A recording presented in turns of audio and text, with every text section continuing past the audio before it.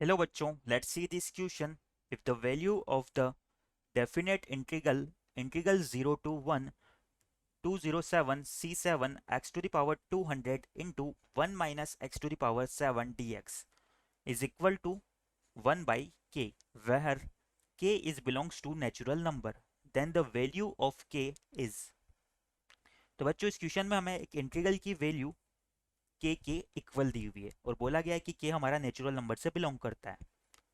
Sorry, इस integral की value 1 by के इक्वल दी हुई है और बोला गया है कि के हमारा नेचुरल नंबर से बिलोंग करता है। तो हमें क्या करना है, इस के की वैल्यू फाइंड आउट करनी है। यहाँ पर हमें दिया हुआ है, सपोज जो इंटीग्रल हमें दिया हुआ है हम इसे आई के इक्वल मान लेते हैं। Let our I is equal to integration 0 to 1 207 c7 x to the power 200 into 1 minus x to the power 7 dx। बच्चों इस इंटीग्रेशन को हम इंटीग्रेशन बाय पार्ट्स मेथड से सोल्व कर लेते हैं। इंटीग्रेशन बाय पार्ट से सोल्व करने के लिए हम क्या करते हैं, जो हमारा 1 minus x to the power 7 है इसे हम फर्स्ट फंक्शन मान लेते हैं और जो एक्स टू द पावर 200 है इसे सेकंड फंक्शन मान लेते हैं। जो 207 c7 है ये तो हमारा कांस्टेंट है, इसे बाहर लिख लेंगे इंटीग्रेशन के। तो ये हमारा इंटीग्रेशन इक्वल हो जाएगा i is equal to 207 c7 हमारा बाहर की साइड आ जाएगा। यहाँ पर जब इसका बाई पार्ट इंटीग्रेशन करेंगे तो ये हमारा हो जाएगा first function as it is into integration of second function. तो फर्स्ट फंक्शन हमारा एज इट इज आ जाएगा इनटू हमारा हो जाएगा इंटीग्रेशन ऑफ सेकंड फंक्शन, यानी कि x टू द पावर 200 का इंटीग्रेशन। ये किसके इक्वल होगा, x to the power 201 divide by 201। और यहाँ पर हमारी लिमिट हो जाएगी 0 से 1। माइनस में हमारा हो जाएगा डिफरेंशिएशन ऑफ फर्स्ट। तो यहाँ पर हमारा डिफरेंशिएशन ऑफ फर्स्ट किसके इक्वल आ जाएगा, 7 times of 1 minus x to the power 6। और 1 माइनस एक्स का डिफरेंशिएशन हमारा हो जाएगा -1 के इक्वल।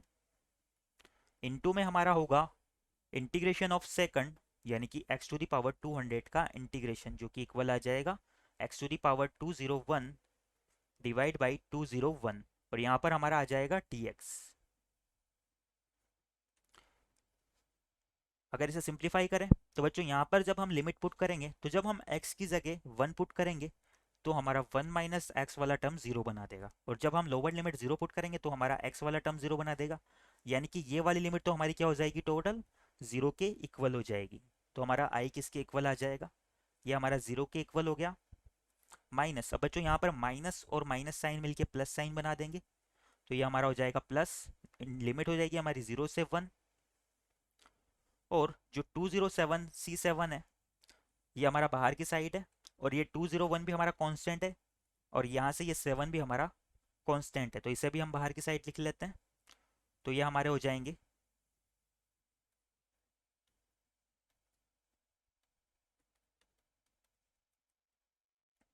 हम पहले कांस्टेंट कांस्टेंट को एक साथ लिख लेते हैं। तो ये हो जाएगा 207 c7 इंटू 7 बाई 201। और यहाँ पर हमारा इंटीग्रेशन हो जाएगा integration 0 to 1 x to the power 201। और यहाँ से 1 माइनस एक्स की पावर हमारी हो जाएगी 6 के इक्वल, और यहाँ से हमारा dx आ जाएगा। अब बच्चों इस इंटीग्रेशन की हम बात करें तो अगर इस इंटीग्रेशन को हम इस वाले इंटीग्रेशन से कंपेयर करें तो यहाँ पर हमारी x की पावर 200 और 1 माइनस एक्स की पावर 7 थी। यहाँ पर हमारा क्या हुआ, इस इंटीग्रेशन में हमारा 7 बाई 201 बाहर आ गया, और x की पावर हमारी एक बढ़ गई 201, और 1 माइनस एक्स की पावर एक कम हो गई, यानी कि 6 पावर रह गई। तो इसका भी हमें क्या करना होगा, बाई पार्ट इंटीग्रेशन करना होगा। यहाँ से हम फर्स्ट इसे मान लेंगे और इसे सेकंड फंक्शन फिर से मान लेंगे।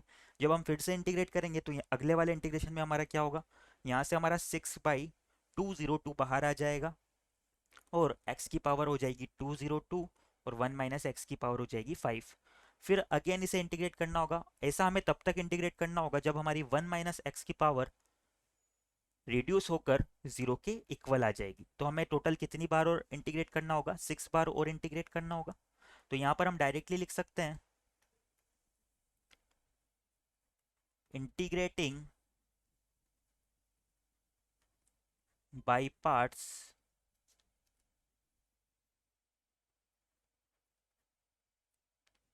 Integrating by parts 6 more times.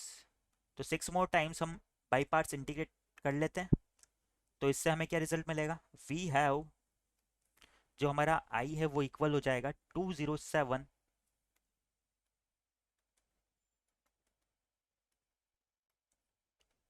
207 C7।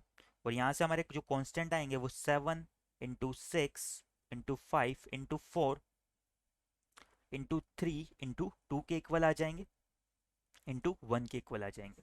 और जो डिनोमिनेटर है वहाँ पर हमारा क्या हो जाएगा? ये हमारा हो जाएगा 201 × 202 × 203 × 204 × 205, और ये हमारे 207 तक आ जाएंगे। और यहाँ पर हमारा इंटीग्रेशन फाइनली हो जाएगा इंटीग्रेशन 0 to 1 x⁻²⁴ नाउ इसे हम डायरेक्टली इंटीग्रेट कर सकते हैं। तो हमारा इंटीग्रेशन आई किसके इक्वल आ जाएगा?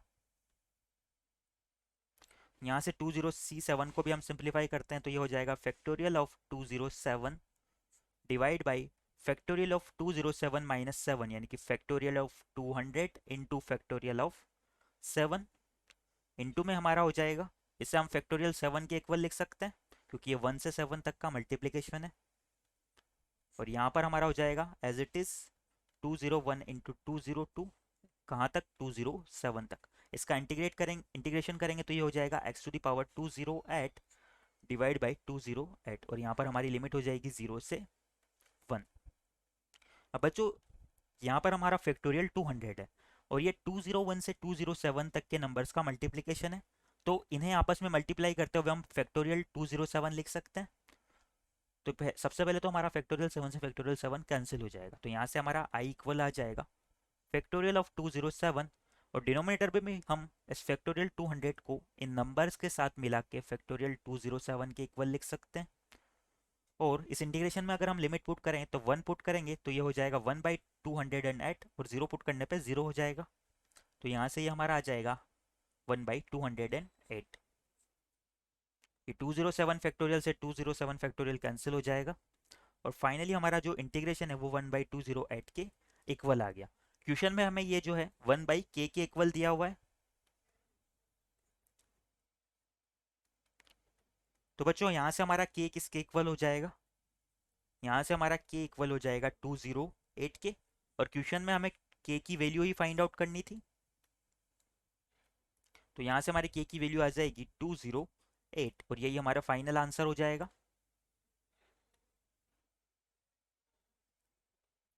k equal to 208, our final answer. I hope you understand it well. Best of luck.